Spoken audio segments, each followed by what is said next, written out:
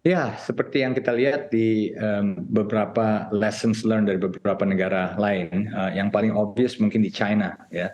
Di China, bagaimana digitalisasi itu sudah dimulai dari mungkin 10, 15, 20 tahun yang lalu.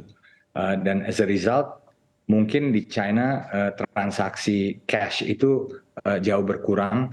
Kalau kita ke China, mungkin sebagai pengemis pun di China, kalau nggak punya QR dia nggak makan, ya. Cash itu sudah hampir dilupakan di China. Dan dengan demikian penetrasi dari digitalisasi tersebut membuat orang lebih aware tentang financial inclusion, financial literacy, dan memberikan akses yang lebih terhadap financing terhadap individual tersebut. Dan kita mengetahui bahwa dengan adanya akses terhadap financing, kesempatan mereka untuk maju itu jauh lebih besar. Dengan akses to financing mereka bisa membeli motor untuk bisnis, bisa mereka mengembangkan kiosnya, mereka bisa menyekolahkan anaknya dan sebagainya. Seperti di India pun transaksi di sana UPI transactions itu sudah mungkin 60 atau 70 miliar per tahun di India, dan transaksi tersebut sudah mengurangi ketergantungan terhadap cash. Masih banyak cash di sana, tapi growth yang dialami di India tersebut kebanyakan adalah growth melalui digitalisasi. Nah, kita juga akan demikian. Mungkin ini push yang BI sudah lakukan, dan kita tentu saja di Perbanas ikut mendorong digitalisasi tersebut. Mudah-mudahan transaksi yang dicanangkan 1 miliar transaksi ini bisa berkembang puluhan kali, bukannya cuma puluhan persen, ya, tapi puluhan kali dari yang sekarang, sehingga mendorong masyarakat untuk menjadi lebih aware tentang financial literacy dan memberikan akses financing terhadap mereka. Baik, Pak Tigor, selain pengembangan KRIS, Bank Indonesia juga berniat untuk mengintegrasikan BI Fast dengan GPN. Seperti apa tanggapan Perbanas? Ya, kami sangat impressed dengan BI Fast tersebut. BI Fast seperti kita ketahui itu sebenarnya baru diluncurkan pada saat COVID, ya, tahun 2021. Tapi belum sampai 2 tahun sejak BI Fast itu diluncurkan, transaksi perharinya tuh sudah hampir 1 miliar transaksi per hari. Jadi memang BI Fast memberikan sarana untuk transaksi yang cepat, mudah, dan aman.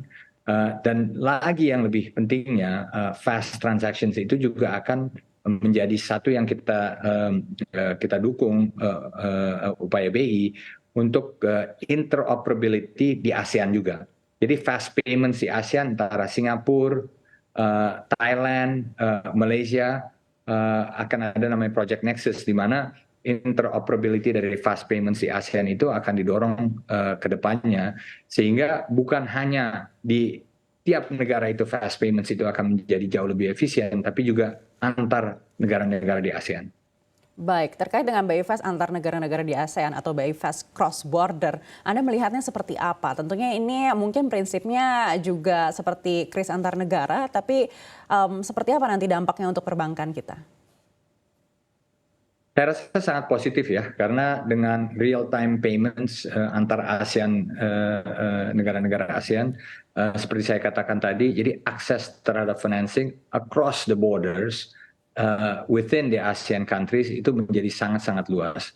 Jadi ini memang suatu inisiatif yang multilateral antar negara-negara yang ASEAN. Mungkin sekarang yang kita lakukan sekarang adalah bilateral antara Indonesia Malaysia, Indonesia Thailand, Indonesia Singapura, dan seterusnya. Sangat baik, akan tetapi tentu saja antara menyatukan satu sistem di satu negara dengan negara lain tentu saja banyak effort, banyak saja technical specs, banyak saja commercial agreements yang harus dilakukan. Nah, kalau nanti semuanya akan dilakukan melalui multilateral approach, kita harap itu jauh lebih sustainable, jauh lebih cepat, lebih efisien, dan mudah-mudahan use cases-nya akan jauh lebih kaya ke depannya. Baik, apakah berpotensi untuk menekan fee based income perbankan? Ya, kalau saya melihat ini adalah suatu cara yang efisien untuk memberikan akses terhadap konsumen. Kalau kita melihatnya dari perbankan, bagaimana the pie becomes bigger. ya. Jadi kalau di underbanked segment tersebut menjadi bank segment, karena mereka memberikan datanya, mereka memberikan aksesnya, dan mereka mendapatkan financial literacy, justru pie ini menjadi jauh lebih besar untuk perbankan dan juga non-bank players in the market. Jadi kita melihatnya dengan lebih besarnya pie tersebut, pendorongan terhadap ekonomi itu jauh lebih besar, dan diharapkan perbankan ikut dapat berpartisipasi untuk mendorong pendalaman tersebut ke depannya. Baik, tapi untuk kerjasama BI Fast Cross Border ini, Anda melihat apakah ini juga artinya tidak hanya kerjasama antar dua negara, tapi juga dari perbankan di dalam negeri dengan perbankan di negara-negara lain begitu? Tentu saja. Jadi antara the central banks of ASEAN, tentu saja mereka harus satu suara, dan kita juga membicarakannya dengan ASEAN Bankers Association. Kami di Perbanas tentu saja berkomunikasi dengan Association of Banks di Malaysia, Singapura, dan negara-negara lainnya. Dan ini merupakan kerjasama yang diharapkan dan dibutuhkan oleh semua stakeholders. Jadi central banks, memang BI dan central bank lainnya memang mendorong untuk agreement tersebut. Kami juga di asosiasi, dan kita harapkan semua players industri juga mendukungnya. Karena sekali lagi, ini membesarkan pie yang terjadi antara interoperability di negara-negara ASEAN tadi.